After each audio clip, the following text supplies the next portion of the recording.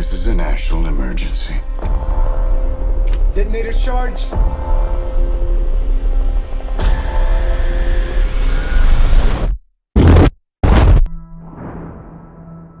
We're in a race against the Nazis. And I know what it means if the Nazis have a bomb.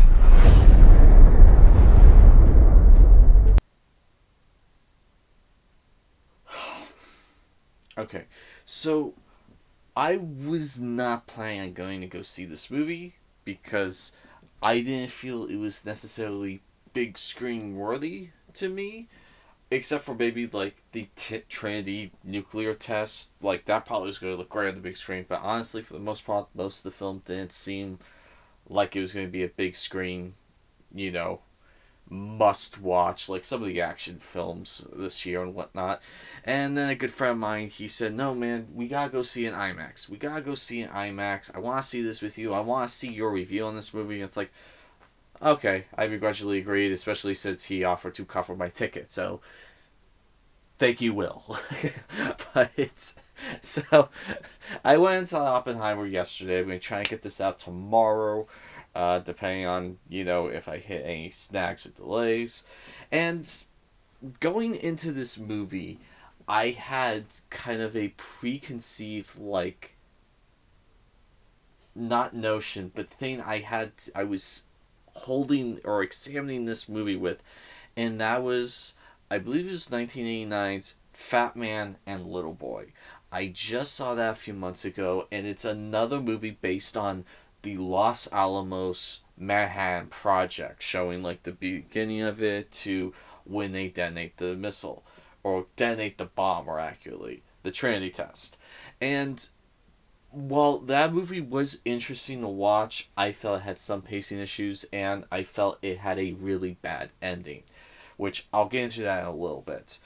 But so I was kind of, while watching this movie in the theaters, like examining those two with each other. And yeah, I have some thoughts. Let's get into it.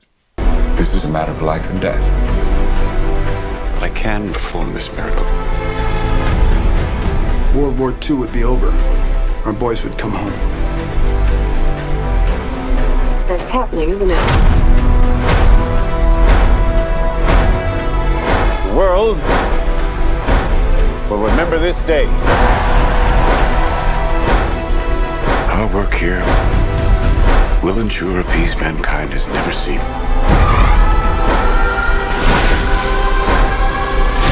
Until somebody builds a bigger one. Okay, so one thing I think people need to know about this movie going in, are that if you've watched the trailers, they're a little deceiving. Now, Christopher Nolan trailers are kind of one of the last few trailers out there that don't spoil the entire fucking movie for you. And I really like that. So many movies now these days, they just spoil the shit out of everything. And with Oppenheimer, or more accurately, with Christopher Nolan films, he does a good job of making sure that his trailers don't spoil the best parts of the movie. And again, he doesn't spoil the best parts of the movie with these trailers for Oppenheimer, but they are very misleading because the trailers for Oppenheimer made me believe that the movie was going to be all about the Los Alamos Manhattan Project and the Trinity bomb test. Sorry, I said Trinity. Trinity bomb test. And that's only about 30 to 40% of this movie. Like, obviously, the focus of the movie is Robert Oppenheimer. It's not just his most notable moment, the Trinity missile test and the Manhattan Project, but it covers like his entire life. It doesn't really cover his death or his twilight years, but it does cover like his time in college, how he became a scientist, his extensive love life, his womanizing, and his, communistic leanings, but never, full communist and how he was being like blacklisted at one time. There's a lot to unpack with this movie, and obviously I can't hold it against a movie called Oppenheimer when the movie focuses on Oppenheimer. I'm just saying I would have liked the commercials and the trailers to be a little bit more truthful about what we were getting, because watching these trailers, I just naively assumed everything was going to be about the Manhattan Project. And with Oppenheimer's life, there are some parts I was kind of bored with. Like, case in point, I really did not give a rat's ass about his love affair or womanizing. And unfortunately, both Fat Man and Little Boy and Oppenheimer have a focus on his love affair. So I guess it was kind of an important part of his life, because every movie about Oppenheimer has really focused on it. And then, like, also there's a couple things that I just didn't quite get. Like, there's a couple of like unnecessary nude scenes in this. Like, there's one scene where two people are just buck ass naked having a conversation about just life in general. It's just like, you could have had them on the sheets. I mean, it's a little distracting. Like, I can't tell you what they were talking about, because there were two full nude people on a 400-foot tall screen. I mean, it's a little shocking when you see it. And then also another thing that, like, I didn't like is they were having like these like physics flashes, is the best way I can explain it, where Oppenheimer would be standing there and you just see like a quick and super loud like shot of like neutrons firing and hitting each other in like crazy visually stunning ways. And like there are some scenes where that works, where like he's talking to another scientist, it's like, well, what if we do this? And it's like, I don't know if that would work. And then you see that flash, is like, that might work. It's like, okay, in that context, the physics flashes, that's the best thing I could call them, work. But there's other scenes in the movie where Oppenheimer will walk in a room and someone goes, oh, Oppie, this is so-and-so, how you do? And he shakes his hand and you see one of those quick flashes and he's like, oh, are you here for the weekend? It's like, no, I'm not here for the weekend. It's like, there's no reason why you should be seeing these physics flashes, but they happen periodically throughout the movie, and sometimes they work, you know, when they're talking about physics.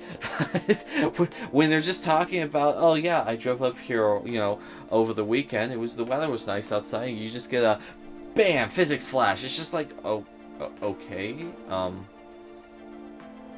why? Now, one thing I did like about Oppenheimer is that the ending was a lot better with Oppenheimer than it was with Fat Man and Little Boy. Or is it Fat Boy and Little Man? Little Man and Fat Boy. I think it's Fat Man and Little Boy. But like with that movie, when they detonated the Trinity test, it just automatically jumps to them having this like very weird parade where like Oppenheimer's super happy and everyone's happy, and then it just cuts to credits. It's just like one of the most jarring endings for a biopic I could possibly imagine, because so much important stuff happened after the Trinity test. And in the movie Oppenheimer, they actually show you kind of the aftermath of the Trinity test. They kind of get into Hiroshima and Nagasaki. They get into the arms race with the Russians, how the Russians got nuclear technology, and a lot of stuff like that. So I appreciated the slower burn off that Oppenheimer had than the drastic fall off a cliff that Fat Man and Little Boy had. Now, credit where credit's due, Fat Man and Little Boy covered the Los Alamos project far better than Oppenheimer. Like, Los Alamos was kind of like an afterthought. You saw it happening in the background, but it wasn't the central focus. Now, in all fairness, Fat Man and Little Boy, Oppenheimer was not the main character. They had a lot of characters in that, and it was kind of like a multi-character thing. Oppenheimer is the main character in this one. I guess I was being a little naive and hoping for a more in-depth look at all the aspects of Los Alamos, but then again, the trailers were a little deceiving. But like, I mean, even with Oppenheimer though, they kind of completely jumped over Louis Sloan and the Demon Core incident, which, if you don't know about that, I would recommend Googling it or YouTubing it. There's Kyle Hill has a pretty good video on the Demon Core incident, but like, that happened in Los Alamos, and I would have liked to have seen Christopher Nolan's take on that incident. Maybe he couldn't afford it. I don't know. Now, something that kind of surprised me was the insanely large cast. I mean, this cast is massive. And I'm not saying like, oh, there's like over 100,000 people. No, I'm talking about the amount of kind of like notable A-list actors and supporting character actors in this movie is surprising. Like, constantly throughout the movie, it's like, oh, I recognize him. Oh, I recognize what? Oh, that guy. Oh, I recognize that guy. It's like, is that? Oh my gosh, that's that guy. And then it's like, oh, I forgot Matt Damon was in this because I've been going like, oh, for the past 40 minutes with all of like the, guest characters in this movie. And like, so many. I mean, there's a lot of actors. They have like a 30-second moment in this movie, but then again, it's not surprising because Christopher Nolan has had such a successful career. It's like, hey, you get a chance to be in a Christopher Nolan movie, you're going to jump at a chance to be in a Christopher Nolan movie. Now, one of my biggest issues of this movie was the music dialogue balancing was flat out broken. There's no other way to say it. It was broken, almost unwatchable at times, because, look, and I was surprised to find out that Hans Zimmer did not do the score of this, because it sounded a little bit like Hans Zimmer. But Ludwig Göransson, I apologize if I slaughtered your name, buddy. The guy, he did the music for Tenet, and he did the music for this, and it is a spectacular soundtrack. I am looking forward to seeing what this guy does in the future, because both those soundtracks are amazing. But as great it is to have a soundtrack from this composer, and I know you love his music, but Christopher, please, for the love of all totally, could you turn down the fucking music volume in this movie? I mean, it was like, oh my gosh, I swear I heard the speakers in the theater crack a couple of times. That's how ridiculously loud the music volume was with this movie. And I know some of you are probably thinking, okay, you're just kind of a sensitive person, you don't like loud noises. No, here's the issue with that.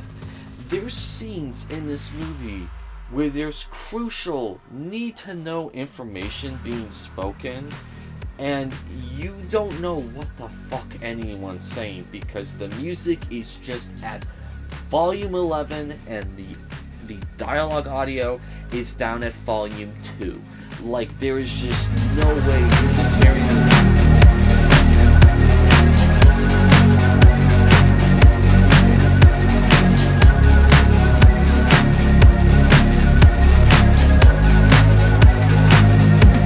Now, of course, one of the biggest reasons why you're going to watch this movie is the bomb explosion.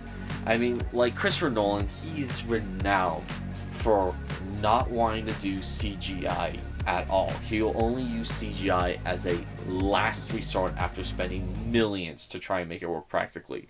And a lot of people were joking, is he just going to film an actual nuke going off? Well, I don't think that's what he did. I think probably what he did was he went to one of his technical advisors and said, hey, the first Trinity bomb test, what was the equivalent yield of that in TNT? And some guy probably responded, oh, that was about 150,000 tons of TNT. That would be the equivalent force. And Christopher Nolan was probably just like, okay, we'll do that. Like, what? It's like, yeah, we're just set off 150 tons of TNT. And that way we don't have to worry about radiation. And I think that's probably what he did, because it looks like he set off 150 tons of TNT to replicate the Manhattan Project Trinity test. And it is pretty spectacular to see on the big screen. I will say this though, I was kind of like going to be a little disappointed with it. There's this one thing they do that I don't quite like, and it's like, okay, well, I mean, at least it looked good, and then they did the thing. It's like, okay, that's what I was waiting for. I also really enjoyed some of the flash forward sequences. Like, this is kind of told in a non-linear format, although don't let that concern you. It's not as non-linear as you'd think. They do kind of do a pretty good job not confusing the hell out of the audience, and one of the ways they do that is this really novel technique that I've never seen done with a future segment. It's always done with like past segments, but all of the scenes happening at this future time in the movie are in black and white, and all of the like past scenes are in color. And so anytime I see a scene in black and white, my brain just automatically knows, oh, okay, this is after the Manhattan Project, after we won World War II, and everything. Color was kind of like before. Now, not every scene is like that, but I mean, it does really help not confuse you with some of the scenes. And I like that. I'd like to see that employed a little bit more, where different time eras are in black and white than the current time era you're doing now. And then the final scene, I have to say, I really liked the final scene, and I thought that kind of the final line was pretty profound, I have to admit, because yeah, you have to question a lot of things, like, well, were they right? Were they wrong? I mean, I don't know. We haven't quite proved them right yet, but you just need one bad day to prove what they said in the final moments of the film to be right. And so, yeah, I thought it was a pretty good closing statement for a movie about nuclear weapons. Anyway, I thought this was okay. I mean, I didn't think this was amazing. I didn't think this was great. I didn't think this was a masterpiece. I'm not a diehard Nolan fan like a lot of people are. I am a diehard Nolan sci-fi fan. When he does science fiction, I am there. I am like ecstatic. I want to see that.